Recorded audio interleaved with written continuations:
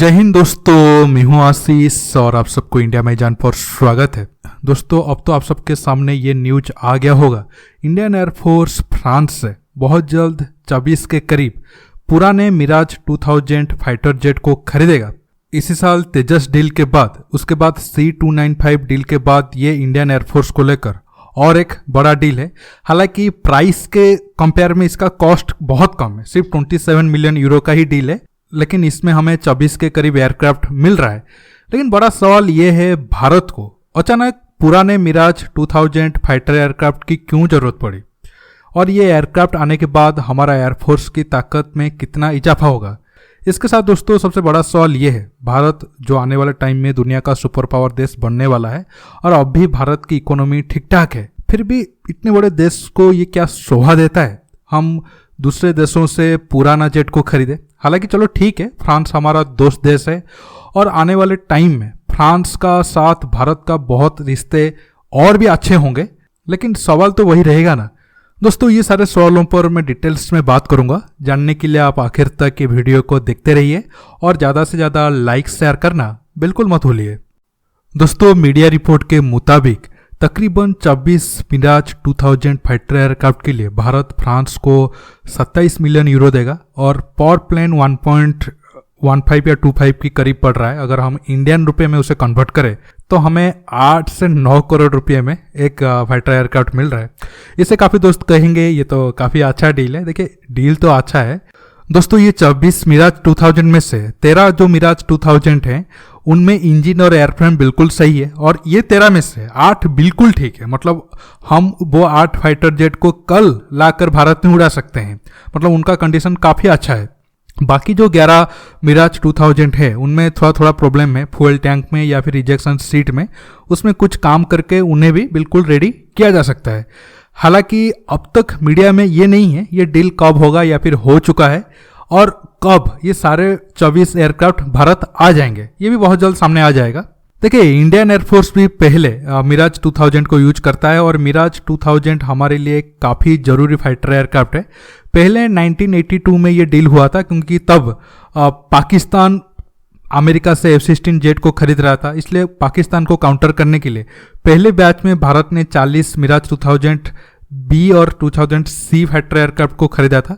इसके बाद 2004 में और 10 मिराज 2000 के लिए फ्रांस के साथ डील हुआ और टोटल हमारे एयरफोर्स में 50 मिराज 2000 फाइटर जेट हो गए हैं। इसके साथ 2015-16 में जो मिराज 2000 को बनाता है डसल्ट कंपनी, उनके साथ डील हुआ था और हमारा जो मिराज फाइटर एयरक्राफ्ट है उनमें कई सारे अपग्रेडेशन भी किया गया था। अब हमें उसे 2030 तक आसानी से इस्तेमाल कर पाएंगे। हालांकि अब जो 24 मिराज 2000 एयरक्राफ्ट भारत को मिलेगा वो कब तक हम इस्तेमाल करेंगे उसका तो कोई खुलासा नहीं है, फिर भी लग रहा है कि 15-20 साल तो हम उसे जरूर इस्तेमाल कर पाएंगे। दोस्तों, मिराज 2000 इंडियन एयरफोर्स में काफ़ी अहम जेट है। हालांकि नंबर तो उसका कम था, लेकिन दोस्तों ज़रूरत पड़ने पर इंडियन एयरफोर्स उसका अच्छा इस्तेमाल किया है, चाहे वो 1999 की कारगिल जंग हो या फिर 2019 में बालाकोट एयर स्ट्राइक हो। मिराज 2000 अपना लोहा दुनिया के सामने मनवाया है। और ये दोस्तों, ये फाइटर एयरक्राफ्ट काफ़ी वर्साटाइल एयरक्राफ्ट है, मतलब हम उसे कई तरह के मिशन में इस्तेमाल कर सकते हैं।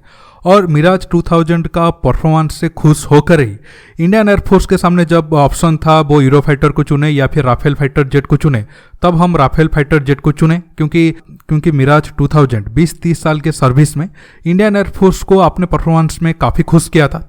दोस्तों, अगर मिराज 2000 की बात करें तो उसमें स्नेकमा M53 इंजन लगा है, जो तकरीबन 64 किलोन्यूटन का ड्राई थ्रस्ट पैदा कर सकता है और 95 किलोन्यूटन का आफ्टर बर्नर थ्रस्ट पैदा कर सकता है। इससे दोस्तों फाइटर एयरक्राफ्ट को काफ़ी ताकत मिलता है। और दोस्तों, मिराज 2000 एयरक्राफ्ट अपने साथ तकरीबन 7000 kg का हथियार को लेकर जा सकता है। और दोस्तों, इसका मैक्सिमम स्पीड हाई अल्टीट्यूड में मैक 2.2 है और सी लेवल में, मतलब लो अल्टीट्यूड में, इसका मैक्सिमम स्पीड मैक 1.1 है और रेंज 1550 किलोमीटर है। और दोस्तों, इसका थ्रस्ट टू वेट रेशियो काफ़ी अच्छा है, 0.7 के करीब है।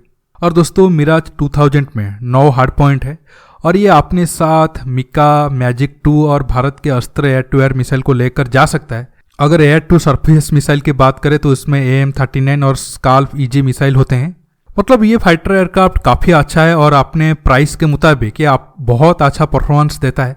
तो आप कुछ दोस्त कहेंगे अगर ये फाइटर एयरक्राफ्ट अच्छा है और अब भारत को सिर्फ 8-9 करोड़ में एक फाइटर एयरक्राफ्ट मिल रहा है तो फिर इसको लेने में क्या बुरी बात है। दोस्तों बुरी बात है ऐसा मैं क्यों कह रहा हूं, आपको ये मेरा पॉइंट ऑफ व्यू से समझाता हूं।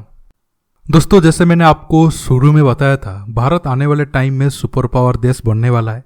हमारा इकोनॉमिक कंडीशन उतना भी बुरा नहीं है। हाँ, कोरोना के कारण कुछ साल या 1 साल तक खराब था, लेकिन अब हम उसे तेजी से उभर रहे हैं। अगर हम डिफेंस बजट की बात करें तो भारत का डिफेंस बजट दुनिया में 3रा नंबर पर आता है। अमेरिका, चीन के बाद भारत का डिफेंस बजट सबसे ज़्यादा है। अगर आर्मी, एयरफोर्स और नेवी की रैंकिंग की बात करें तो हम दूसरे, तीसरे और चौथे नंबर पर आ जाते हैं। अगर हम ओवरऑल देखें, मतलब पूरी दुनिया में जितने आर्मी है, अगर उसमें भारत की आर्मी टोटल नंबर पर कितने पोजीशन पे है तो हम टॉप 5 में तो जरूर आएंगे, मतलब नंबर में भी और क्वालिटी में भी, सब कुछ मिलाकर मैं बात कर रहा हूँ। तो आप मुझे बताओ, जो टॉप 4-5 देश है जैसे अमेरिका हो गया, रसिया हो गया, चीन हो गया, इंग्लैंड हो गया, फ्रांस हो गया, इजराइल हो गया, क्या ये सब देश दूसरे देशों से पुराने फाइटर एयरक्राफ्ट को लेते हैं? हाँ, नया एयरक्राफ्ट जरूर खरीदते हैं, लेकिन पुराने फाइटर एयरक्राफ्ट को खरीदना ये एक अच्छा, मेरे हिसाब से ये एक अच्छा सिग्नल नहीं जा रहा है। तो फिर आपका सवाल होगा तो इंडियन एयरफोर्स ऐसा क्यों किया? देखिए, ऐसा करने के लिए हम मजबूर है क्योंकि अब हमारा एयरफोर्स का जो स्ट्रेंथ है वो काफ़ी चिंताजनक है। इसी वजह से हमें दूसरे देशों से या फिर नया एयरक्राफ्ट खरीदना पड़ रहा है या फिर हमें पुराना एयरक्राफ्ट को भी खरीदने की ऑप्शन की ओर देखना पड़ रहा है। दोस्तों आप सब जानते हैं हमें चीन और पाकिस्तान के साथ एक साथ लड़ाई के लिए 42 एयरफोर्स का स्क्वाड्रन चाहिए, फाइटर एयरक्राफ्ट की स्क्वाड्रन चाहिए, लेकिन हमारे पास क्या आज 42 स्क्वाड्रन है? बिल्कुल भी नहीं। आज हमारे पास 30 के करीब स्क्वाड्रन है और उसमें से ऐसे फाइटर जेट हैं जो बहुत जल्द रिटायर्ड होंगे या फिर उनका उतना 100% परफॉर्मेंस नहीं हो पा रहा है। जैसे कि जो हमारा MiG-21 है वो काफ़ी पुराना हो चुके हैं और वो अब तक रिटायर्ड हो जाना चाहिए था, लेकिन हम उसे ज़बरदस्ती यूज कर रहे हैं और आगे 3-4 साल के बाद 80-90 के करीब जो MiG-21 है वो सब रिटायर्ड हो जाएंगे। मतलब तकरीबन 4 के करीब स्क्वाड्रन या 4-5 स्क्वाड्रन हमें तुरंत एयरफोर्स से रिटायर करना पड़ेगा। इसके साथ हमारे जो जागुआर जेट है उनका इंजन भी अंडर परफॉर्मेंस दे रहा है, मतलब जितना थ्रस्ट वो फाइटर जेट को देना चाहिए उतना नहीं दे पा रहा है।